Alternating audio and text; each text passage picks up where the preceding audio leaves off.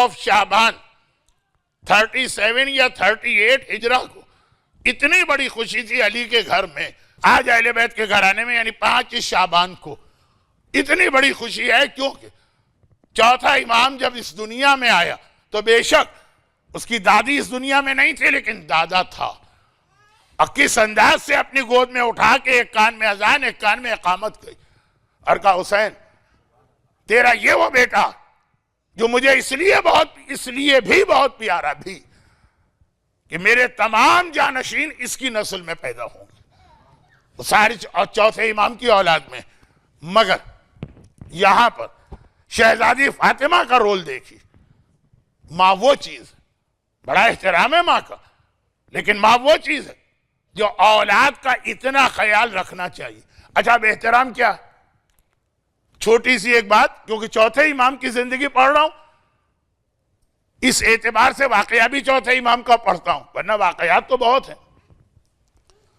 چوتھے امام کی جو والدہ جہاں ولادت ہوئی آج، ابھی چوتھے امام کی ایج 10 دن سے کم تھی کہ ان کا انتقال ہو گیا۔ وہ کربلا میں نہیں تھی، ایران میں تہران میں ایک زیارت بھی ہے جناب شہربانوں کے نام سے، وہ زیارت اپنی جگہ ہے، جیسے اس کا نام جعفری سینٹر ہے تو اس لیے نہیں ہے کہ یہاں چھٹے امام کبھی تشریف لائیں، لیکن یہ تہران میں جو کوہ شہربانوں پہ ایک زیارت ہے ان شہزادی کے نام سے، وہاں پہ ان کی قبر نہیں کیونکہ وہ تو مدینہ کے جنت البقیع میں دفن ہے، اور اس لیے وہاں دفن ہے کہ چوتھے امام کی ایج ابھی 10 سال سے بھی کم ہے، 10 دن سے بھی کم ہے، انتقال ہو گیا۔ واقعہ تو بہت مشہور بھی ہے شہربانوں کا اور تھوڑا سا میں پڑھوں گا بھی۔ بہرحال ہر ایک کو پتا وہ شہزادی تھی، تو شہزادیاں جب قید ہوتی ہیں تو اکیلے نہیں، ان کی کنیزیں بھی ساتھ میں آتی ہیں۔ تو شہربانوں کی ایک کنیز نے مالکن سے محبت، تو جب اس کی آقا زادی یا اس کی مالکن دنیا سے گئی تو چوتھے امام کو اس نے بڑی عقیدت و محبت کے ساتھ اس طرح پالا، جیسے 2 راتیں پہلے ام ایمن کا واقعہ آیا کہ رسول خدا کی ماں آمنہ کی کنیز تھی، میڈ، اور آمنہ کے انتقال کے بعد پھر ام ایمن آمنہ سے جو ان کو محبت و عقیدت و اٹیچمنٹ ہے پیغمبر کو اس طرح سے پالا۔ اور چوتھے امام کی بھی ماں شہربانوں کی ایک کنیز، بڑے احترام کے ساتھ۔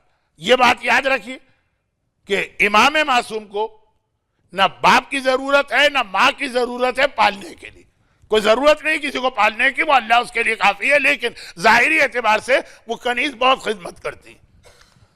اب زمانہ گزرتا جاتا ہے، والدین بوڑھے ہوتے ہیں، بچے جوان ہوتے ہیں، اور چوتھے امام کے ہاں تو خاص یہ جملہ ملتا کہ چوتھے امام کا دسترخوان تو مدینہ کا مشہور ترین دسترخوان تھا، گرچہ اس کا ایک ریزن بھی چوتھے امام نے بتایا اس آدمی کو کہ اب تو رمضان میں اس کی دعا پڑھی جاتی ابو حمزہ صومالی، ورنہ ان کا اسٹیٹس لوگوں کو اتنا نہیں پتا، جو رسول خدا کے پاس سلمان فارسی کا اسٹیٹس، اور جو مولا کائنات کے پاس مالک اشتر کا اسٹیٹس، اور جو آقا حسین کے پاس حبیب ابن مظاہر کا اسٹیٹس، وہ ابو حمزہ صومالی، ان کو چوتھے امام نے ریزن بتایا کہ اتنا بڑا میرا دسترخوان کیوں ہے۔ وہ پھر واقعات پہ واقعات ہیں، اور ابھی کم از کم 2 دن تو میں ہوں آپ کے درمیان، ہو سکتا ہے 3 دن میں رہ جاؤں، وہ بات کی بات ہے، فی الحال 2 دن تو کچھ باتیں آخری تقریر میں آئیں گی، کل نہیں۔ چوتھے امام اتنا بڑا دسترخوان، سینکڑوں لوگ کھانا کھاتے ہیں، چوتھے امام بھی مہمانوں کے ساتھ بیٹھتے ہیں۔ لوگوں نے ایک عجیب بات محسوس کی کہ اگر کبھی چوتھے امام دسترخوان پر ہیں اور وہ کنیز جسے چوتھے امام اسی طرح سے ماں کہتے ہیں، جیسے رسول خدا ام ایمن کو ماں کہتے تھے، نہیں سمجھ میں نہیں آئے، جیسے آقا حسین جناب فضہ کو ماں کہتے تھے، وہ ہر ایک کو معلوم ہے، چوتھے امام ان کو ماں کہتے ہیں۔ جس دسترخوان پہ وہ آ کے بیٹھ جائیں چوتھے امام وہاں کبھی کوئی چیز نہیں کھاتے تھے۔ 1 دن لوگوں نے دیکھا، 2 دن لوگوں نے دیکھا، 8-10 مرتبہ دیکھا، عجیب بات لگی۔ چنانچہ کسی نے کہہ دیا کہ مولا آپ تو بہت صبر کرنے والے ہیں، چوتھے امام کا سید الصابرین بھی ایک ٹائٹل ہے، آپ تو بہت صبر کرنے والے ہیں۔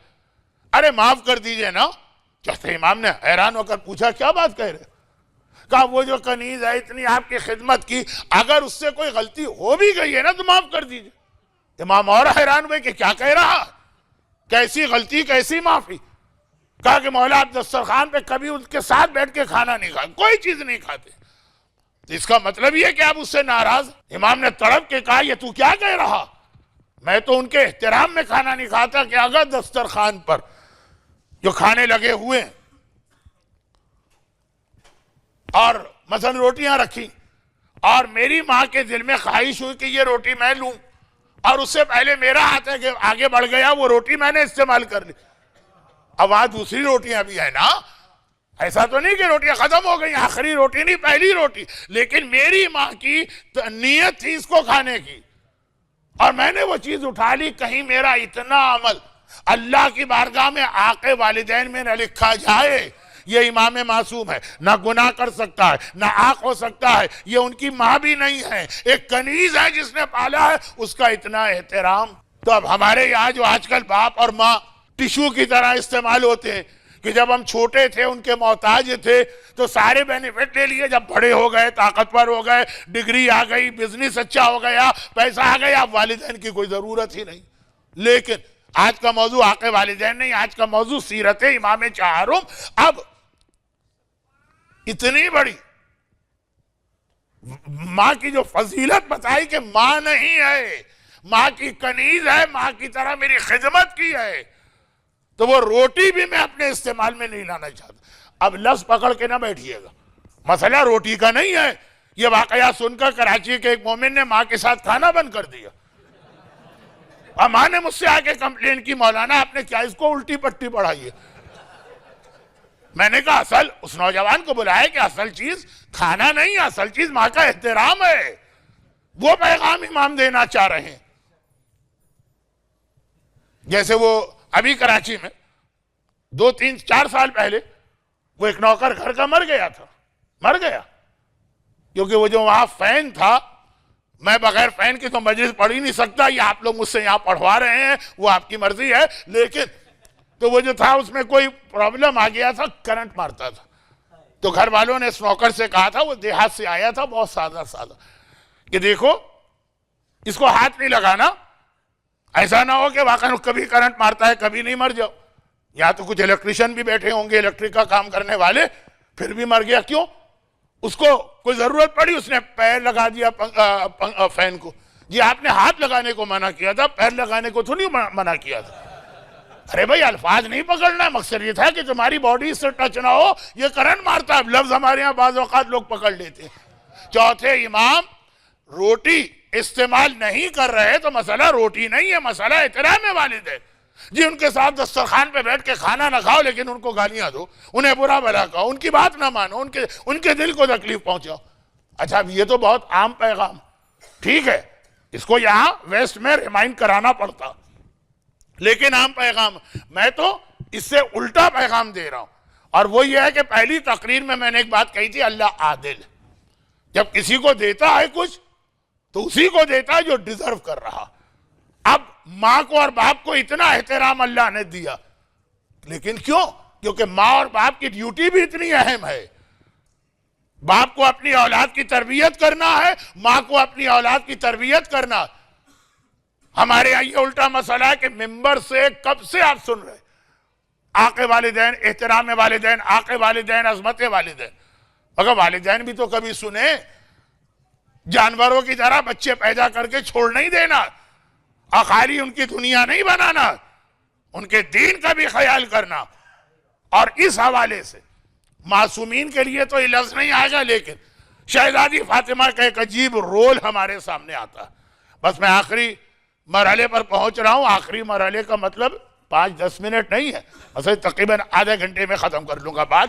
شہزادی کا رول بہت اہم، ایک ذمہ داری بتائی گئی کہ اپنی اولاد کو دیندار بناؤ، دین سکھاؤ، انہیں ریلیجس بناؤ، انہیں متقی بناؤ، وہ تمہارا احترام کریں، وہ ان پر واجب ہے، لیکن وہ بات کا اسٹیج ہے۔ پہلے تمہیں ان کو ٹرین کرنا ہے تربیت اولاد۔ اور یاد رکھیے کہ اس میں سب سے اہم کیا چیز ہے؟ اب میں ایک عجیب سوال کر رہا ہوں، سب سے اہم کیا چیز ہے؟ ان کو حلال کھلاؤ، ان کو نماز سکھاؤ، قرآن پڑھنا سکھاؤ، سب سے اہم، یہ ساری اہم چیزیں ہیں۔ لوگ توجہ سے نہیں سنتے ہیں تو بعض اوقات ایسا لگتا ہے کہ جیسے مولانا کچھ چیزوں کو بالکل منع کر رہے ہیں، ضرورت نہیں۔ سب چیزیں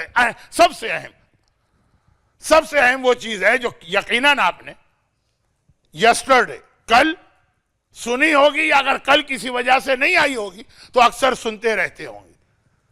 مولا کی مشہور حدیث جو ہر نکاح کے موقع پہ پڑھی جاتی ہے، ہر نکاح کے موقع پر، یعنی یہ حدیث وہ جسے وہ لوگ بھی سن لیتے جن کا دین سے مذہب سے کوئی تعلق ہی نہیں۔ کتنے ہی لوگ ایسے نماز پڑھتے ہی نہیں، تو نمازیوں کو اگر کوئی مسئلہ مسجد میں بتایا جائے جماعت میں تو آتے ہی نہیں، کہاں سنیں گے؟ کتنے مسئلے ایسے کہ مثلا مجلس میں آتے ہیں، مجلس میں ہی نہیں آتے وہ لوگ، یا اگر آتے ہیں تو باہر کھڑے رہتے ہیں، جب غم کا بیان ہوتا ہے تو آ جاتے ہیں۔ مگر یہ والی حدیث ایسی جگہ پڑھی جاتی ہے کہ وہاں ہر آدمی آتا، اور وہ ہے شادی کا موقع، نکاح کا موقع۔ وہاں تو ہر آدمی آتے، جو نماز نہیں پڑھتے وہ بھی آتے، جو مجلس میں نہیں جاتے وہ بھی آتے، کیونکہ ہمارے پاس نکاح کے بارے میں وہ کنسپٹ نہیں ہے کہ وہ بھی ایک عبادت، وہ تو ہے کہ ایک سوشل گیدرنگ ہے، اس سے دوستی ہے، رشتہ داری ہے، تعلقات ہے، تو نکاح میں بہت بڑا کراؤڈ ہوتا ہے اور وہاں یہ حدیث پڑھی جاتی ہے۔ تو یہ نماز اور روزے اور حج اور مجلس اور ماتم سے زیادہ امپورٹنٹ اوکیزن بن گیا پیغام پہنچانے کا۔ ہونا نہیں چاہیے لیکن ہو گیا ہماری غلطی سے، کہ جو میسج نکاح میں ہے، اور نکاح میں یہ حدیث ہمیشہ پڑھی جائے گی، واجب نہیں ہے لیکن پڑھی جاتی ہے، کہ مولا کائنات فرما رہے ہیں من تزوج فقد احرز نصف دینہ فلیتق اللہ فی النصف الاخر۔ جب تم شادی کرتے ہو تو آدھا دین بچا لیتے ہو، اب اللہ سے ڈرو، تقوی اختیار کرو باقی آدھے میں، یعنی باقی جتنے واجبات ہیں وہ مل کے آدھا دین ہے، نماز، روزہ، حج، زکوٰۃ، حجاب، داڑھی، حلال، حرام، خمس، یہ آدھا دین ہے، یہ سب مل کے، اور خالی شادی وہ چیز ہے جو آدھا دین ہے۔ تو عام طور پہ شادی کی محفل میں ہم لوگ یہ حدیث ترجمے کے ساتھ پڑھتے ہیں، کیونکہ ویسے تو پڑھی جاتی ہے لیکن عربی میں، عربی بھی آسان۔ من تزوج فقد احرزا، احرزا کے معنی بچا لینا، نصف دین ہی۔ اب آپ حضرات کی تو بھاشا گجراتی ہے، لیکن اگر اردو کو جانتا تو حدیث ایک لفظ احرزا سمجھ میں آ جائے، پوری حدیث سمجھ میں آ جاتی۔ آدھا دین ہے یہ شادی، بہت امپورٹنٹ اوکیزن ہوتا، اوکیزن نہیں، بہت امپورٹنٹ یہ فریضہ ہوتا ہے، اس کو بہت سوچ سمجھ کے انجام دینا۔ میچنگ بھی بہت اچھی ہونی چاہیے لڑکے اور لڑکی میں، دونوں کو اپنی ڈیوٹی بھی پتہ ہونا چاہیے، لیکن کیونکہ میں شادی کے موقع کی تقریر تو کر نہیں رہا ہوں، اس لیے اتنی سی بات پر موضوع کو اصل مرحلے تک لے جاتا ہوں۔ شہزادی کونین کی سیرت میں آپ کو خاص بات نظر آئے گی کہ اپنی اولاد کی شادیوں میں شہزادی کا انوالومنٹ اتنا زیادہ اور اتنا زیادہ ایکٹیو پارٹیسپیشن ہے۔ ہر ماں کا ہوتا ہے نہیں، ماں کا ہوتا ہے جو ماں کی زندگی میں شادیاں ہوں۔ شہزادی کو اپنی اولاد کی شادیوں کی اتنی یا تو فکر کہیے یا اتنی بڑی ڈیوٹی سمجھ رہی ہیں کہ دنیا سے جا کر بھی شہزادی کے جو اکثر معجزات ہمارے سامنے آئے ہیں وہ شادیوں کے حوالے سے آئے۔ 3 چھوٹی مثالیں دے دوں، وقت نہیں۔ نمبر 1، جب ام البنین کو، اب پرسوں رات سے ذرا سا 1-2 جملوں کا کنیکشن ہے، جب ام البنین کو مولا نے پیغام بھجوایا تو ان کے والدین تو فوراً راضی ہو گئے۔ کیا جواب دیا مولا کے ریپریزنٹیٹیو نے؟ عقیل گئے تھے، کہا نہیں، جب تک کہ لڑکی سے نہیں پوچھا جائے، وہ دل سے اجازت نہ دے، شادی نہیں ہوگی۔ یہ ہمارے ہاں بڑا پرابلم ہے کہ پیرنٹس اپنے انٹرسٹ دیکھ کے شادیاں کرتے ہیں۔ اب یہاں کی بات تو میں نہیں جانتا، میں تو یہاں کسی شادی میں شریک نہیں ہوا، کل ایک چانس تھا لیکن میری ہارڈ لک کہ کسی وجہ سے وہ میں مس کر گیا۔ لیکن انڈیا میں، پاکستان میں باپ نے شادی کر دی، کیوں؟ کہا یہ میرے دوست کی بیٹی۔ آپ کا دوست ہوگا، بیٹی کیسی ہے اس کو چیک کریں آپ، زندگی اس لڑکی کے ساتھ آپ کو نہیں گزارنا ہے، آپ کے بیٹے کو گزارنا.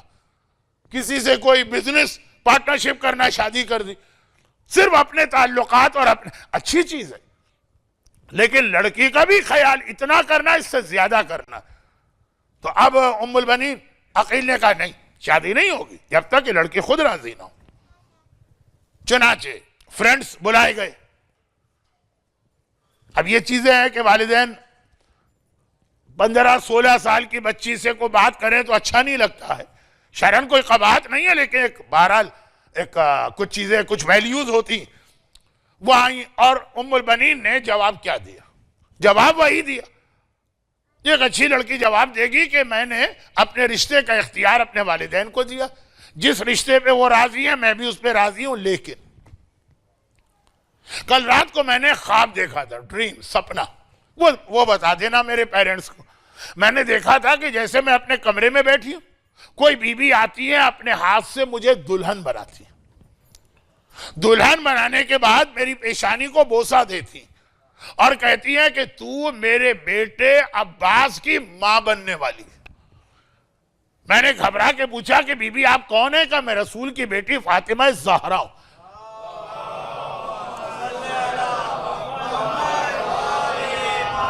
بھئی آپ حضرات یا تو درود بھیجا نہ کریں، یا بھیجا کریں تو آل محمد کی شان کے مطابق بھیجا کریں.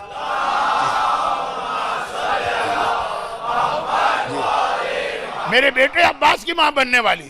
اچھا دنیاوی اعتبار سے ام البنین کا شہزادی سے بہت، یعنی کیا کہوں، خراب رشتہ ہے. یعنی نعوذ باللہ، لفظ سمجھ میں نہیں آ رہا تھا. میری سوکن ہے، سوت ہے. ایک شوہر کی اگر 2 بیویاں ہوں تو ان کے درمیان آپس کے اندر کیا رشتہ ہوگا؟ ام البنین مولا کی بیوی بن کے جا رہی. شہزادی اپنے ہاتھ سے دلہن بناتی ہے، پیشانی کو بوسہ دیتی ہے، تو میرے بیٹے عباس کی ماں بننے والی ہے. یہ کہہ کر ام البنین کی شادی کو اس طرح سے انڈوس کر رہی ہیں، کنفرم کر رہی ہے، تصدیق کر رہی ہیں کہ بیٹی نے کہا کہ بابا یہ خواب سن کے جو فیصلہ آپ کو کرنا، وہ تو پہلے ہی ڈیسیژن لے چکے تھے. لیکن عباس کے حوالے سے اور عباس کی ولادت کے حوالے سے شہزادی کا آپ انوالومنٹ دیکھیے کہ باقاعدہ آ رہی ہیں. نمبر 1. نمبر 2، نمبر 3، 2 واقعات ایک جیسے ہیں. واقعات بہت ہیں. جناب نجمہ خاتون کی شادی میں بھی شہزادی کا واقعہ. نجمہ کون ہے؟ نجمہ خاتون 8ویں امام کی ماں. جو ماں ہیں ہمارے پاس ان میں 2 ایسی ہیں جن کا نام نون سے شروع ہوتا ہے، نجمہ اور نرجس. بہترین نام ہے. وہ 8ویں امام کی ماں اور نرجس 12ویں کی. سارے واقعات پڑھنا تھے، لیکن چونکہ 4تھے امام کے اور 12ویں امام کے ماؤں کے شادی کے حالات ایک جیسے ہیں، اس لیے نجمہ خاتون کا واقعہ کسی اور موقع پر. لیکن یہ دونوں ایک جیسے ہیں. ایک سوال میں کر دوں جس کا جواب دینے کا پورا ٹائم تو نہیں ہے، اشارہ کروں گا. پورے ائمہ طاہرین میں سب سے زیادہ میچنگ کے حالات 4تھے امام کی اور امام زمانہ کے ہیں. سب ایک نور کے ٹکڑے. یہاں اولنا بھی محمد ہے، اوسطنا بھی محمد ہے، آخرنا بھی محمد ہے، کلنا بھی محمد ہے. سب ایک ہیں. بلکہ میں کہتا ہوں کہ اسی طرح یہاں اولنا بھی علی ہے، اوسطنا بھی علی ہے، آخرنا بھی علی ہے، اور کلنا علی ہے. اور 4تھا امام اوسط علی ہے. یہ بیچ میں آیا. دادا کا نام بھی علی ہے، پر پوتے 10ویں امام کا نام بھی علی ہے. لیکن ہیں سب ایک نور. دنیا کے حالات ہر ایک کے الگ الگ ہیں، لیکن 4تھے اور 12ویں کے حالات بہت زیادہ میچ کرتے ہیں اور اسٹارٹ ہوتے ہیں کہ دونوں کی ماؤں کے واقعات پڑھیں. تو آپ فیصلہ نہیں کر پائیں گے کہ 4تھے امام کی ماں کے حالات ہیں کہ 12ویں کی. اتنا سملر واقعہ، اور وہ بھی شادی کے حوالے سے. 4تھے امام کی ماں کا نام شہر بانو، 12ویں امام کی ماں کا نام نرجس خاتون. ایک ایران کے بادشاہ کی بیٹی ہے شہر بانو، ایک روم کے بادشاہ کی بیٹی ہے یعنی نرجس خاتون. خیر اب نرجس خاتون پر تو ایک اینیمیٹڈ فلم بن گئی ہے پرنس کے نام سے یا پرنسس کے نام سے، تو بچوں کو بھی واقعہ معلوم ہو گیا. لیکن اگر ایسا نہ بھی ہوتا تو پورا واقعہ تو میں پڑھتا نہیں، آدھا گھنٹہ لگتا ہے. لیکن دونوں کتنے سملر. اس زمانے میں دنیا میں 2 ہی بڑی طاقتیں تھیں، یا روم تھا یا ایران تھا. पर्शियन एम्पायर और रोमन एम्पायर। माह रमजान में आप कुरान का एक सूरा पढ़ेंगे, शब कदर, सूरह रोम। उसका स्टार्ट इस बात पर है कि ईरान और रोम में लड़ाई हुई, दो बड़ी ताकतें लड़ी, दो बड़ी ताकतें, मगर एक की शहजादी चौथे इमाम की बाबनी, एक की शहजादी 12वें इमाम की बाबनी, दोनों शहजादियां खानदान अहले बैत में आई। लेकिन जो इंटरेस्टिंग चीज है वो यह है कि दोनों शादियों में जो सबसे अहम पार्टिसिपेशन था वो शहजादी फातिमा का था। जबकि चौथे इमाम की मां जब मदीने आई तो शहजादी की शहादत को 25 साल हो गए थे, और 12वें इमाम की मां जब आई तो शहजादी की शहादत को 225 साल हुए थे। मगर शहादत के बाद भी शहजादी का हिस्सा। अब दोनों वाकयात तो पढ़ने का मौका भी नहीं है। असल मौजू है चौथे इमाम, ईरान का बादशाह। अहले सुन्नत का एक एतराज सुन लीजिए, अहले सुन्नत नहीं, दुश्मनान अहले बैत। बाकी बरादरान अहले सुन्नत बहुत एहतराम करते हैं मासूमीन का भी और उनकी माओं का भी, ठीक है, इमाम नहीं मानते हैं लेकिन एहतराम। ये तो वही लोग हैं जो हर चीज को की तौहीन करते हैं, इंसल्ट करते हैं। मासूमीन के बारे में क्या कहें तो रसूलुल्लाह तक की तौहीन करते हैं। उनका एक एतराज, और ये जो उनका ऑब्जेक्शन है इस्लाम पर, वो चौथे इमाम की मां की वजह से। तो चौथे इमाम के हालात ही मैं पढ़ रहा हूं, लेकिन खाली चौथे नहीं, स्टार्ट चौथे इमाम की मां से हुआ। फिर नजमा खातून पर भी यही एतराज है, फिर नरजिस खातून पर भी यही एतराज है। उनका एतराज क्या?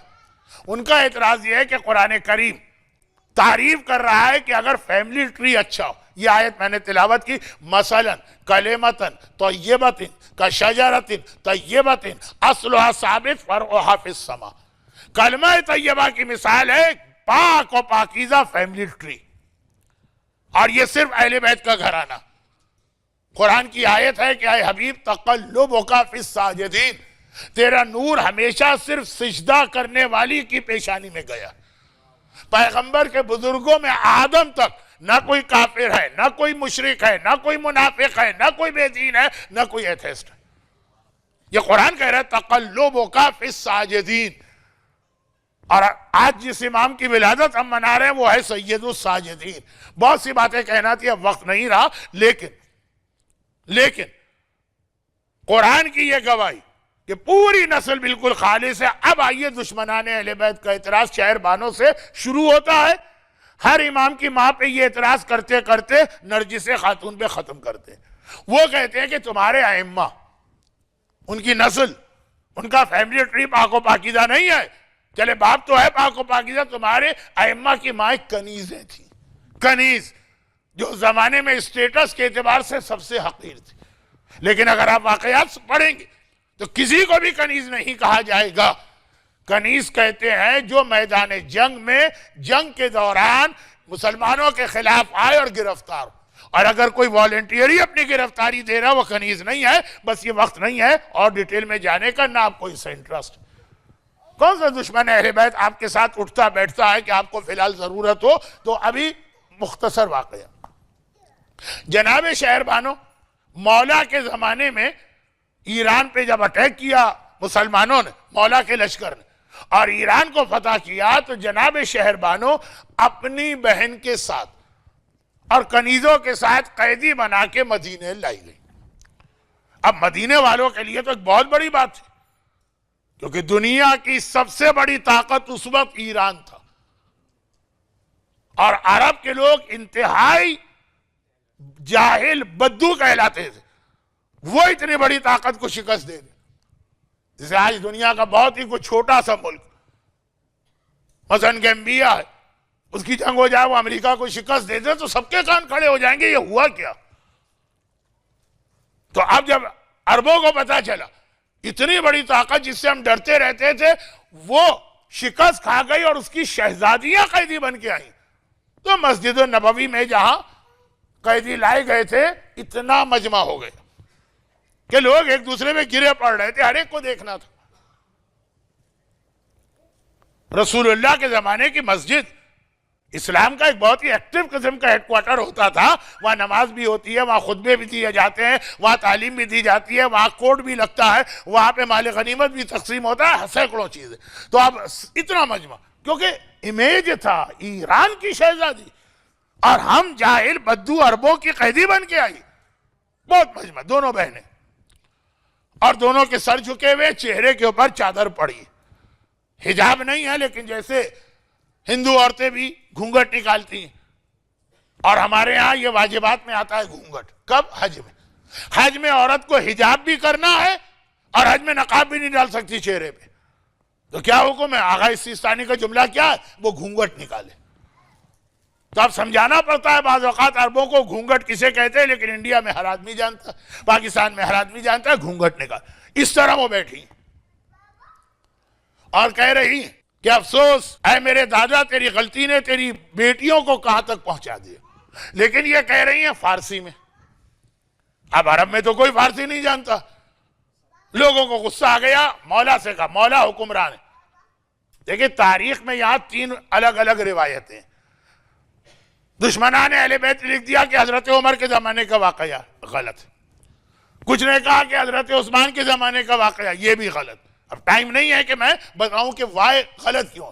یہ بات تو طے شدہ ہے نا کہ جب یہ لکھا, ایک نے لکھا حضرت عمر, ایک نے لکھا عثمان, ایک نے لکھا حضرت علی, تو کوئی ایک میں واقعہ ہے. واقعہ 3 بار تو نہیں آئے, 2 کو تو غلط کہنا ہی پڑے گا. وہ اپنے حساب سے کہتے ہیں حضرت علی کا واقعہ غلط ہے, ہم اپنی تحقیق سے کہتے ہیں کہ باقی 2 خلفاء کے غلط واقعے ہیں. مولا کے زمانے میں یہ گرفتار ہو کے آئی ہیں. لیکن بات اگرچہ چوتھے امام کی ماں کی بات ہے, لیکن ایک پیغام. عربوں نے سنا کہ یہ لڑکی شہزادی فارسی میں کچھ کہہ رہی ہے. سارے لوگوں نے کہا یا امیر المومنین, یہ ہم لوگوں کو برا بھلا کہہ رہی ہوگی. بھئی آپ کو کوئی پکڑ کے لے جائے تو آپ اس کو برا بھلا ہی کہیں گے, گلاب جامن تو نہیں کھلائیں گے.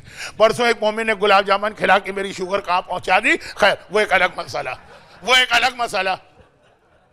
تو اب ان کا دیکھیے یہ گرفتار ہو کے آئی ہے, یہ برا بھلا کہہ رہی ہوگی ہم کو اپنی زبان میں. مولا تو کائنات کی ہر زبان جانتے ہیں, آدمیوں کی زبان چھوڑیے, وہ تو پرندوں کی زبان بھی جانتے ہیں, وہ تو جانوروں کی زبان بھی جانتے ہیں, وہ تو درختوں کی زبان بھی جانتے ہیں. انہوں نے کہا نہیں تم غلط کہہ رہے, یہ اپنے دادا کو برا کہہ رہی. برا بھی نہیں کہہ رہی, اس کی غلطی بتا رہی. لوگوں نے کہا کہ مولا اس کے دادا نے کیا کیا. یہ سارے وعدے شروع تقریر میں میں نے کیے تھے, آہستہ آہستہ پورے ہو رہے.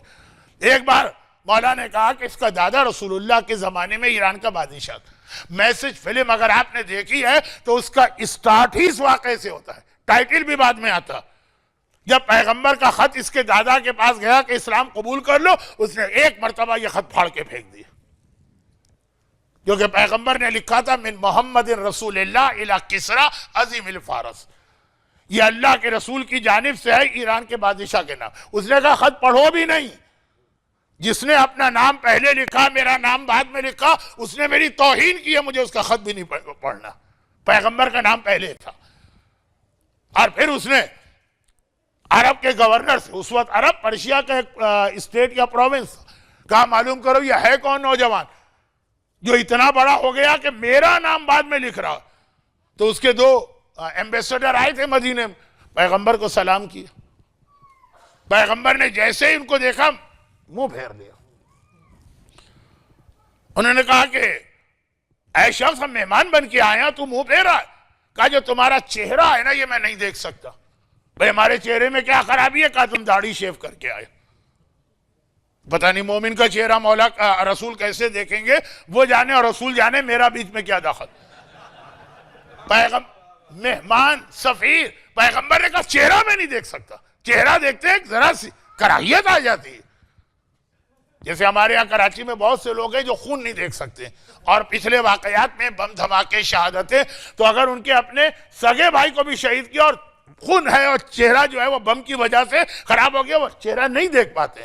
اس کو نفرت نہیں کہیں گے, وہ ایک منظر نہیں دیکھا جاتا. پیغمبر نے کہا کہ داڑھی منڈے کو میں دیکھ ہی نہیں سکتا ہوں, منہ پھیر لیا.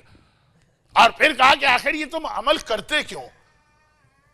بھائی نوجوان ہم سے پوچھتے نا مولانا ہم کیوں شراب نہ پیئیں, وائے, کیوں گانا نہ سنیں, وائے, کیوں خمس دیں, وائے. تو ہم بھی تو بلکہ پوچھیں گے کہ تم داڑھی شیو کرتے لیکن وائے, اس سے تمہیں کیا مل جاتا؟ پیغمبر نے پوچھا. انہوں نے کہا بھائی یہ تو ہمارے بادشاہ کا حکم ہے، امرنا ربنا کسرا، ہمارے رب کسرا نے ہمیں حکم دیا۔ پیغمبر نے کہا ولیکن امرانی ربی، لیکن جو میرا رب ہے رب العالمین اس نے کہا ہے کہ داڑھی رکھو۔ تو یہ وہ واقعہ شہر بانوں سے متعلق ہے۔ پھر پیغمبر نے کہا تم آئے کیوں؟ کہا کہ ہمارے بادشاہ نے آپ کے لیے انویسٹیگیشن کرائی ہے۔ انویسٹیگیشن کے معلوم کرو ہے کون؟ پیغمبر نے کہا تمہارا بادشاہ آج رات کو مر گیا، جس طرح اس نے میرے خط کو پھاڑا وہ مر گیا، اور اللہ اس کی حکومت کو بھی ٹکڑے ٹکڑے کر دے گا۔ آج کا بچہ روایت سمجھ جائے گا، اس وقت نہیں سمجھ میں آتی تھی۔ کیسے پتا چلا کہاں ایران کہاں مدینہ؟ نہ ٹیلی فون ہے، نہ ٹیلی گرام ہے، نہ فیس بک ہے، نہ اسٹیٹس اپڈیٹس ہے، نہ واٹس اپ ہے، نہ ٹویٹر ہے، نہ کوئی میڈیا۔ 2 مہینے میں خبر آتی ہے پیغمبر نے کہا آج کی رات، لکھ لو، نوٹ کر لو، تاریخ کنفرم کر لینا، اور یاد رکھو اس نے میرے خط کو ٹکڑے ٹکڑے کیا۔ اللہم مزق ملکہ، اے خدا تو اس کے ملک کو ٹکڑے ٹکڑے کر دے۔ مولا نے کہا شہر بانو وہ بات یاد کر رہی ہے کہ میرے دادا نے پیغمبر کے خط کی توہین کی تھی، جس کے نتیجے میں آج اس کی بیٹیاں قیدی بنا کے لائی گئی۔ یہ والدین کی غلطیاں، والدین کی خوبیاں اور نیکیاں اولاد کو بناتی ہیں۔ والدین کی غلطیاں اولاد کی زندگی میں بعض اوقات بہت نیگیٹو ایفیکٹ لاتی ہیں۔ وہ نام وام سے نہیں کہ زینب نام نہ رکھو اور سکینہ نام نہ رکھو اور نرجس نام نہ رکھو اور سجاد نام نہ رکھو، یہ نہیں، اپنی غلطیاں۔ خیر، اب اس کے بعد عرب کے لوگوں نے کہا اچھا چلے مولا فارسی ہماری سمجھ میں نہیں آتی ہے، تو اب یہ آپ کس کو دیں گے؟ یہ تو قید ہو کے آئیں، کس کو دیں گے؟ پیغمبر نے کہا یاد رکھو بادشاہوں کی اور بہت ہی قابل احترام لوگوں کی بچیاں اگر قید ہو کے بھی آئیں تو کنیز نہیں ہوتی ہیں، وہ آزاد ہیں، اس کی مرضی جہاں یہ جانا چاہے۔ اور یہ کہے کہ مولا آگے بڑھے، شہر بانوں کے قریب پہنچے۔ اب یہ خسر اور بہو کا رشتہ ابھی بنا نہیں ہے، لیکن شاید بن بھی گیا اور شاید بنے گا۔ پیغمبر نے کہا بیٹی تو آزاد ہے، تیری مرضی، جہاں چاہے چلی جا، اور اگر چاہے تو مدینے میں شادی کر کے رہے۔ اگر شادی کرنا ہے تو یہ سارے لوگ تمہارے سامنے، چوائس تمہارا۔ وہ آگے بڑھی، شہر بانو آگے بڑھی، اور اتنے بڑے مجمع میں جا کے سیدھا آقا حسین کے کندھے پہ ہاتھ رکھ دیا، مجھے ان سے شادی کرنا۔ مولا نے کہا ٹھیک ہے۔ اور جو ان کی دوسری بہن تھی، 2 سگی بہنیں تھیں، گیہان بانو، مولا نے کہا جب بڑی بہن نے میرے ایک بیٹے کا انتخاب کیا ہے تو چھوٹی بہن کو میں اپنے دوسرے بیٹے کے حوالے کرتا ہوں۔ کون دوسرا بیٹا؟ جیسے عباس کو فاطمہ نے ہمیشہ اپنا بیٹا کہا، جبکہ ان کی ماں تو ام البنین۔ محمد ابن ابی بکر کو مولا نے ہمیشہ اپنا بیٹا کہا، جبکہ وہ ابو بکر کا لڑکا، لیکن اسما بنت امیس کے بطن سے ہے۔ مولا نے کہا یہ ابو بکر کے صلب سے ہے، لیکن میرا بیٹا ہے محمد۔ گیہان بانوں کے لیے کہا جب تیری بہن نے میرے ایک بیٹے کا انتخاب کیا تو تیرے لیے میں اپنے دوسرے بیٹے کا انتخاب کرتا ہوں۔ محمد ابن ابی بکر سے شادی کی، جس سے قاسم پیدا ہوئے، قاسم سے ام فروہ پیدا ہوئی، کربلا والی نہیں، چھٹے امام کی ماں۔ تو خیر اہل سنت کہتے ہیں تمہارے چھٹے امام تو ابو بکر کی اولاد ہے، ابو بکر کی نہیں، محمد ابن ابی بکر کی اولاد ہیں، دونوں میں فرق ہے۔ خیر اب یہ فرق بتانے کا آج وقت نہیں ہے۔ لوگوں نے بعد میں پوچھا شہر بانو آپ کی بہن بھی تھی، اس نے کسی کا انتخاب نہیں کیا، کوئی سلیکشن نہیں، کسی کو چوز نہیں کیا، اتنے بڑے مجمع میں آپ نے آقا حسین کو کیوں چوز کیا؟ کہا اس لیے کہ میں ان کو پہچانتی تھی۔ ارے آپ کیسے پہچانتی؟ آپ تو زندگی میں پہلی بار عرب کی دنیا میں انٹر ہوئی ہیں۔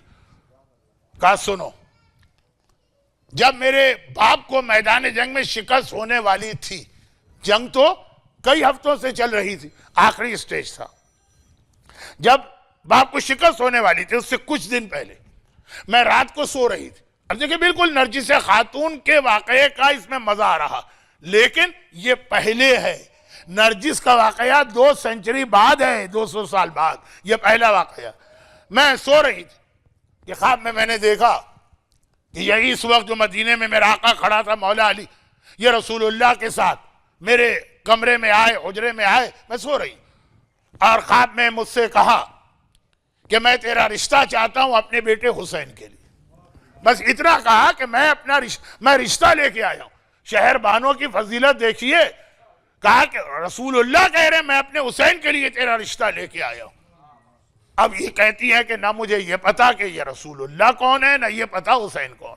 میری آنکھ کھل گئی. سارا دن میں پریشان رہی. پھر اگلی رات کو دوبارہ سوئی. اب میں نے دیکھا کہ ایک بہت ہی قابل احترام خاتون آ رہی، اور آنے کے بعد میرے قریب پہنچی اور مختصر کہا کل رات کو میرا بابا آیا تھا حسین کا رشتہ لے کے، میں اس حسین کی ماں فاطمہ زہرا ہوں، میں خاص طور پر اپنے بیٹے کی دلہن بنانے کے لیے تیرے پاس آئی ہوں. تو انہوں نے تڑپ کے کہا شہر بانو کہ شہزادی تو اگر وہ رشتہ آیا ہے تو اب تک مجھے ان کی زیارت تک نہیں ملی ہے جن سے میرا رشتہ. کہا کہ اس کے لیے ایک شرط، اور وہ یہ ہے کہ تجھے کلمہ اسلام پڑھنا ہوگا. تو کلمہ پڑھوایا، کلمہ انہوں نے پڑھا. شہزادی پھر گئیں اور حسین کو لے کر آئیں. کہا میں نے اچھی طریقے سے آقا کو دیکھا کہ یہ ہے میرا شوہر. اور جب میں مدینے میں پہنچی تو ہزاروں کا مجمع، لیکن چہرہ تو جانا پہچانا تھا. میں نے آگے بڑھ کے آقا حسین کے کندھے پہ ہاتھ رکھا تو حسین کی شادی شہزادی کونین نے اپنی وفات کے 25 سال بعد صحیح شہر بانوں کے خواب میں آ کے کروائی، اور شہر بانوں کو بتایا. کلمہ بھی فاطمہ نے پڑھایا اور نکاح بھی فاطمہ نے کرایا. شوہر سے تعارف بھی. یہی نرجس خاتون کا واقعہ. نرجس خاتون کو بھی کلمہ کس نے پڑھایا؟ وہ روم کی تھی، کرسچن، شہزادی نے. نکاح پڑھا رسول اللہ نے، لیکن نکاح کا پیام کس نے دیا؟ شہزادی نے. اب شہر بانو کہتی ہیں کہ اس کے بعد سے ہر رات کو خواب میں پہلے شہزادی آتی تھی اور پھر میرا آقا آتا تھا، آقا حسین. یہاں تک کہ ایک رات آئی تو دونوں ماں بیٹے ساتھ آئے اور کہا کہ سنو، اسلامی لشکر جیتتے جیتتے جیتتے بہت قریب پہنچ گیا، کل وہ تمہارے شہر میں انٹر ہوگا. تو تم ایسا کرو کہ اس سے پہلے کنیزوں کا لباس پہن کے اپنے باپ کے محل سے نکل جانا، شہر سے باہر جانا. وہ مسلمان تمہیں دیکھیں گے، گرفتار کر لیں گے، اور لباس ایسا ہے کنیز سمجھ کے مدینہ پہنچائیں گے. چنانچہ شہزادی نے پوری پلاننگ کر کے مجھے دی، اور میں اپنی بہن اور کنیزوں کو لے کر جنگ ہونے سے پہلے میدان جنگ میں گرفتار ہو تو کنیز ہوتا، لیکن جو والنٹیئر ہی اپنی گرفتاری دے وہ کنیز نہیں بنتی ہے. میں اس سے پہلے ہی شہر سے نکلی، اسلامی لشکر نے گرفتار کیا، پھر مدینے آئی. باقی تو واقعہ تمہارے ساتھ ہے. تو ایک طرف تو اس واقعے سے یہ پتا چلا کہ شہزادی کو اپنی معصوم اولادوں کی شادیوں کی کتنی فکر ہے، اور یہ جملہ دونوں واقعات میں نرجس خاتون کے یہاں بھی یہی ہے اور شہربانوں کے یہاں بھی. شہزادی نے جب شادی کا پیام دیا اور ساری باتیں کی تو یہاں کہا تو میرے پوتے سجاد کی ماں بننے والی ہے، نرجس سے کہا تو میرے بیٹے امام زمانہ کی ماں بننے والی ہے. تو خود شہزادی کا اتنا اہم رول ہے اس شادی کے اندر. مگر ایک بات اور کہہ دوں کیونکہ یہ پھر بعد میں موقع نہیں ملے گا، مگر یہ یاد رکھیے گا کہ یہ چوتھے امام کی ماں شہر بانو بہت مشہور واقعہ. خود چوتھے امام کی بھی شادی، اچھا وہ شہزادی نے نہیں کرائی، شہزادی کی ماں خدیجہ نے کرائی. وہ بھی بہت اہم شادی. اور اس کے حوالے سے آخری مجلس میں جو ہمارے یہاں شادی بیاہ کے حوالے سے طوفان بدتمیزی مچتا، الحمدللہ میری اطلاع یہ ہے کہ آپ کے یہاں ایسا نہیں ہوتا. عورتیں بھی حجاب کے اندر ہوتی ہیں. بننا سنورنا تو عورت کا حق ہے، البتہ میک اپ کرے تو چہرہ بھی اس کو چھپانا وہ ایک الگ مسئلہ ہے. اتنے مسئلے تو آپ لوگ جانتے ہیں. تو خیر، تو وہ طوفان بدتمیزی کم از کم شادی کے موقع پہ نہیں ہوتا، شاید بعد میں ہوتا، میوزک ہے اور ڈانس ہے، لیکن اچھے مومن ہیں آپ کے یہاں یہ نہیں ہوتا ہوگا. اسلام میں جس انداز سے شادی کا تذکرہ، اس میں بار بار یہ میچنگ کا تذکرہ ہے. جو واقعہ میرے ذہن میں ابھی آیا تھا چوتھے امام کی شادی، وہ بعد میں بھی آ سکتا ہے.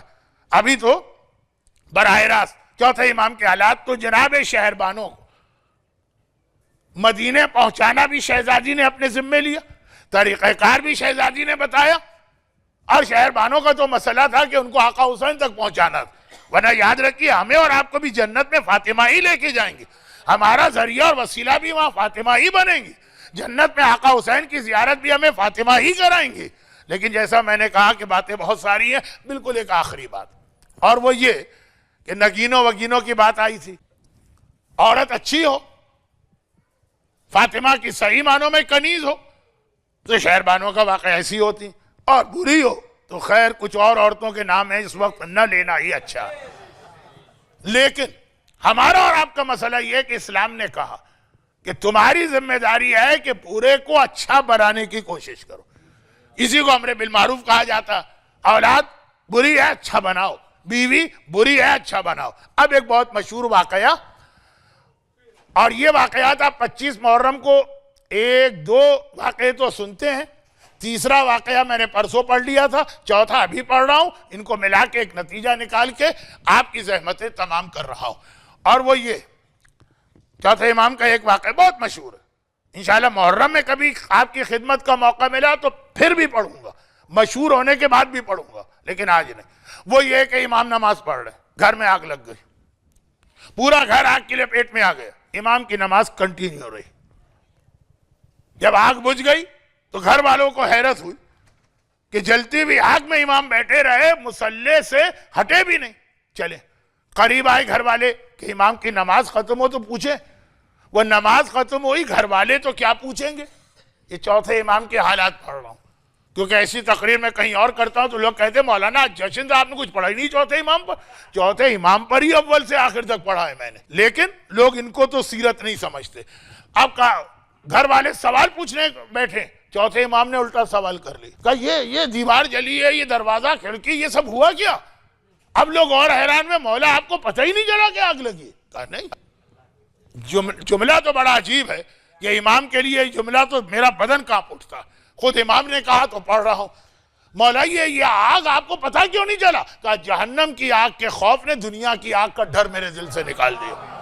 اور یہاں پہ میں 2-4 واقعات قبر کے پڑھ لوں تو عام آدمی ممبر پہ آنے والے خطیب تک آپ سے کہیں گے کیا ڈرا کے آپ کو بھی مار دیا اور ہم کو بھی مار دیا. چوتھے امام کا بہت مشہور واقعہ ہے. دوسرا، چوتھے امام باغ میں نماز پڑھ رہے ہیں. پہلے زمانے میں واٹر سپلائی کے لیے یہ نل وغیرہ تو ہوتے نہیں تھے، کنویں ہوتے تھے ہر گھر میں. میرا بچپنا بھی جہاں گزرا ہم لوگ وہی کنویں سے پانی نکال کے گھر میں استعمال کرتے تھے. کنواں کھیلتے کھیلتے ایک بار 5ویں امام کنویں میں گر پڑے. اب 5ویں امام کی ماں، وہ کوئی معمولی شخصیت نہیں ہے، آقا حسن کی بیٹی ہے چنانچہ، لیکن ماں ہے، فریاد کرنے لگی. بار بار چوتھے امام کو پکار رہی. چوتھے امام نماز میں، نماز ختم کی.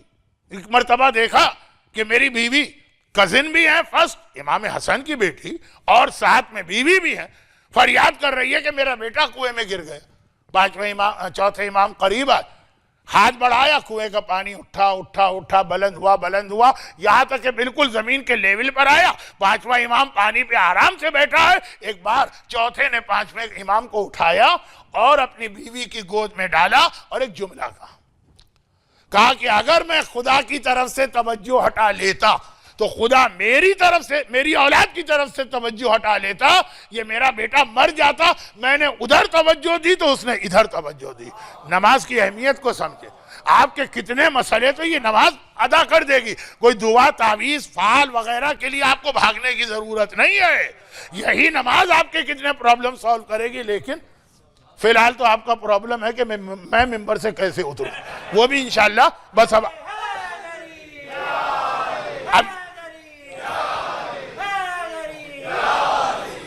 اب جو ہے یہ واقعہ بھی بہت مشہور ہے، گرچہ میں اور تفصیل سے پڑھتا ہوں لیکن آج نہیں. تو پرسوں ایک واقعہ آپ کے سامنے میں نے پڑھا، واقعہ نہیں پڑھا، حبابہ کا نام آیا. وہ خاتون جو جوانی کیا مطلب 16 سال کی عمر تھی، شیعہ ہوئی، مولا کی زیارت کی، اور اس کے بعد ہر امام کی زیارت کرتے 8ویں امام کے زمانے میں ان کا انتقال ہوا. بات چلے چوتھے امام کے حوالے سے ان کا خاص نام اس لیے آتا کہ جب چوتھے امام کا زمانہ آیا تو وہ بہت ہی بوڑھی ہو چکی تھی، بہت بوڑھی، تقریباً 80-90، بہت ضعیف ہو گئی تھی. وہ چوتھے امام کی زیارت کو آئیں اور کہا کہ مولا دل چاہتا ہے کہ کچھ عرصے اور زندہ رہو، لیکن اب اتنا بڑھاپا اور جب تک زندہ رہوں ہر امام کی زیارت کرتی رہوں، لیکن اب کمزوری بھی ہے، اپنے گھر سے مدینہ نہیں آیا جاتا. مولا نے کہا بس اتنی سی بات، اشارہ کیا. حبابہ دوبارہ جوان ہو گئی اور اتنی کہ 8ویں امام، مزید 4 اماموں کا زمانہ دیکھا. چوتھے امام کا ایک واقعہ، 3، آئیے چوتھا سب سے مشہور واقعہ۔ پہلے 2 واقعات تو وہ لوگ نہیں پڑھتے ممبر سے جو نماز وغیرہ کے ذکر کو برا سمجھتے کہ ممبر پہ نہیں ہونا چاہیے، مگر یہ واقعہ تو ہر ایک پڑھتا۔ چوتھا وہ یہ ہے کہ بلخ ایک شہر ہے رشیا میں، وہاں سے ایک مومن ہر سال حج کے لیے آتا تھا، اور حج پر آئے گا تو مدینے بھی آئے گا تو چوتھے امام کی زیارت کرتا کئی سال۔ اب کئی سال گزر گئے، ایک دفعہ جو اپنے گھر گیا تو بیوی تو وہیں تھی، تو پوچھا حج کیا؟ ہاں کیا۔ ویسے ہی جیسے ہر سال ہوتا مدینے میں اپنے آقا اور مولا کی زیارت بھی کی۔ وہ عورت کہنے لگی یہ کیسا تیرا آقا اور مولا ہے کہ تو اتنے سالوں سے اتنا لمبا سفر طے کر کے جاتا، اس نے آج تک تجھے کوئی تحفہ ایک رومال تک نہیں دیا۔ چوتھے امام کے حوالے سے وہ کمپلین کر رہی۔ اب اگر میں کہوں کہ بھئی اتنے سالوں سے یہ آ رہا ہوں آج تک کسی نے مجھے ایک چاکلیٹ بھی نہیں دی ہے، تو وہ انہوں نے کہا کہ وہ خاتون کہنے لگی یہ اس نے طلب نہیں ہے، یعنی میں نے کچھ مانگا نہیں ہے، میں کہہ رہا ہوں کہ یہ ایک نیچر ہے آدمی کی، کچھ نہیں دیا۔ کہا خبردار چپ ہو جا، وہ میرا آقا ہے، وہ میرا مولا ہے، وہ میرا سید ہے، وہ میرا سردار، مجھے اس کی بات ماننا۔ اور وہ امام ہر چیز سن لیتے ہیں۔ خیر بات ختم۔ نیکسٹ ایئر پھر گیا یہ حج پر، اور جب پہنچا، ہاں وہ واقعہ تو بہت مشہور ہے، اگر آپ کو زبانی یاد ہے تو میں یہاں چھوڑ بھی سکتا ہوں، لیکن اب اتنا پڑھ لیا تو 2 جملے اور مجھے پڑھنے دیجئے۔ تو اب جب وہ گیا کچھ امام نے کوئی بات نہیں کی، اب کھانے کا وقت آیا، کھانا کھایا، اور اس کے بعد وہ برتن لایا گیا ہاتھ دھونے کے لیے، کنٹینر جو ہم اردو میں لوٹا کہتے ہیں، وہ آیا پانی تاکہ ہاتھ دھوئے جائیں۔ امام نے وہ کنٹینر اٹھا کے اس کے ہاتھ دھلانا چاہے، گھبرا گیا، مولا آپ میرے آقا، آپ میرے مولا، آپ میرے امام، آپ میرے سید، آپ میرے سردار، گستاخی ہے۔ کہا کہ نہیں، اس وقت تو میرا مہمان، اور مہمان کی عزت کرنا گھر والے کی ذمہ داری، وہاں یہ رتبے نہیں دیکھے جاتے، تو مہمان ہے، ہاتھ دھو۔ اس نے ہاتھ دھو۔ امام نے کہا کہ تمہارے ہاتھ دھو رہے ہو کیا نظر آ رہا ہے؟ کہا مولا پانی۔ کہا دیکھو یہ پانی، اب جو دیکھا تو یاقوت سرخ، تڑپ کے کہا مولا یہ تو یاقوت ہے۔ امام نے دوبارہ پانی ڈالا، کہا اب کیا نظر آ رہا؟ اب جو اس نے دیکھا مولا یہ زمرد سبز ہے۔ اب یہ بڑے مشکل عربی لفظ ہیں، یاقوت کی خوبی اگر ریڈ کلر کا ہو، زمرد کی خوبی اگر وہ گرین کلر کا ہو۔ مولا امام نے کہا اب دیکھ کیا نظر آ رہا ہے؟ تیسری بار دیکھا، تڑپ کے کہا مولا یہ تو سفید موتی ہے، موتی سفید ہوتا ہے۔ پورا اتنی دیر میں 3 بار ہاتھ دھلایا، وہ پورا تشت بھر گیا۔ امام نے کہا یہ سب لے جا۔ مولا کس لیے؟ کہا وہ تیری بیوی نے کمپلین کی تھی نا لاسٹ ایئر، وہاں بلخ کہاں بہت دور، یہ اس کو جا کے دے دے۔ اب وہ واقعہ آپ کا سنا ہوا ہے، کیونکہ میں نے ابھی پڑھا نہیں کہ آپ نے دوہرا دیا۔ عام طور پہ ایسے موقع پہ میں وہیں پہ مجلس روک دیتا ہوں کہ بھئی جو چیز آپ کو معلوم ہے کیوں ٹائم ویسٹ کروں، لیکن اب یہ چونکہ بالکل آخری واقعہ تھا اس لیے میں نے اپنی عادت کے خلاف پھر بھی کنٹینیو رکھا اپنا بیان۔ اب وہ گیا، بیوی نے دیکھا میرا پچھلے سال کا یہاں کا جملہ سینکڑوں میل دور جس نے سنا وہ تو یقیناً امام برحق ہے۔ کہا کہ اگلے سال تو اکیلے نہیں جائے گا، میں بھی چلوں گی۔ گئے یہ لوگ، حج بھی کیا، مدینے بھی آئے۔ اب یہ مسافر خانے میں پہنچا، بیوی کو اتارا، امام کے پاس گیا ملاقات کے لیے، مگر نکلنا چاہتا ہے کہ بیوی مر گئی، لیکن امام کے پاس جانا، امام کے پاس گیا، سلام کیا۔ امام نے کہا اکیلا آیا ہے، تیری بیوی کہاں ہے؟ کہ مولا وہ آئی تو تھی آپ کی زیارت کے لیے، مر چکی ہے۔ امام نے کہا واپس جا کے دیکھ۔ اب مدینہ کون سا بہت بڑا شہر ہے، چنانچہ یہ واپس گئے، گیا دیکھا بیوی بالکل خیریت سے بیٹھی، ارے ابھی تو تم مر گئی تھی اور یہ ابھی زندہ نظر آ رہی۔ کہا میں مر گئی تھی، لیکن جب ملک الموت میری روح لے کے جا رہا تھا تو گھر سے نکل گیا۔ موت دیکھنے کے بعد بھی کہ بھئی امام سے ملاقات زیادہ اہم ہے، پھر آ کے غسل و کفن کروں گا، تو چلا گیا۔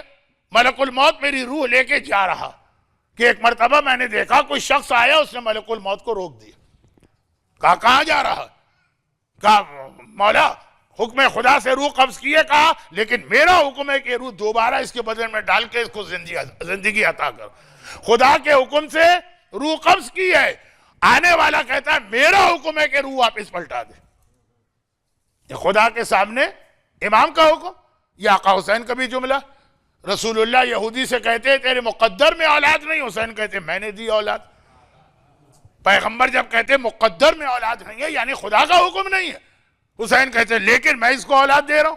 یہ اس سے پہلے شہزادی فاطمہ کا بھی جملہ, ملک الموت دروازہ نوک کر رہا ہے کہ رسول اللہ سے ملنا ہے, فاطمہ کہہ رہی ہے کہ اس وقت نہیں, چلا جا کسی اور وقت آنا.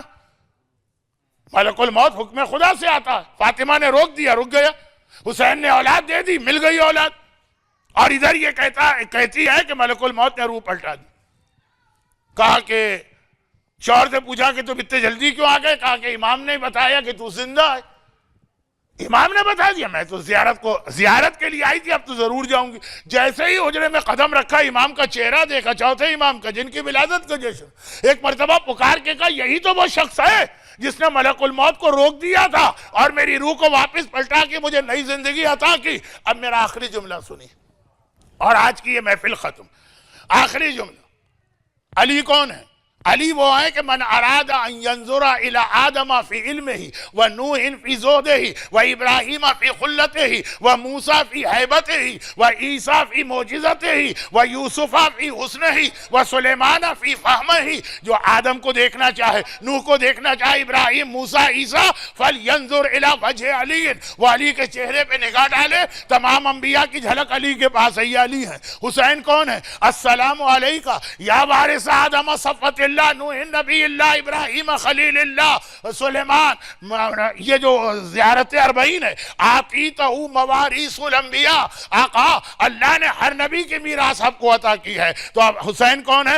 آدم کے, نوح کے, ابراہیم کے, موسیٰ کے, عیسیٰ کے وارث. یہ حسین ہے. سجاد کون ہے؟ سجاد وہ ہے کہ جنہوں نے انبیاء کے معجزات یاد دلائے, آگ میں رہے اور آگ نے نقصان نہ پہنچایا. یہ تو ابراہیم تھے, آگ میں بیٹھے, آگ نے نہیں جلایا. بیٹا دریا میں کنویں میں گر گیا, پانی نے نقصان نہیں پہنچایا. یہ تو موسیٰ کا معجزہ ہے کہ فرعون کا لشکر آ رہا, موسیٰ پانی میں سے گزر رہے, پانی نقصان نہیں پہنچا رہا. سجاد کون ہے؟ حبابہ کو بڑھاپے سے جوانی عطا کی. یہ تو یوسف کا معجزہ ہے. زلیخا بوڑھی ہو گئی تھی, یوسف نے جوانی واپس پلٹائی, ملک الموت کو لوٹایا. یہ تو عیسیٰ کا معجزہ ہے کہ ایک مرتبہ مردہ کو زندہ کرتے. سجاد نے بتا دیا وہ انبیاء الگ الگ ہیں, مجھے آ کے دیکھو, ابراہیم بھی تمہیں یہی ملے گا, موسیٰ بھی یہی ملے گا, عیسیٰ بھی یہی ملے گا.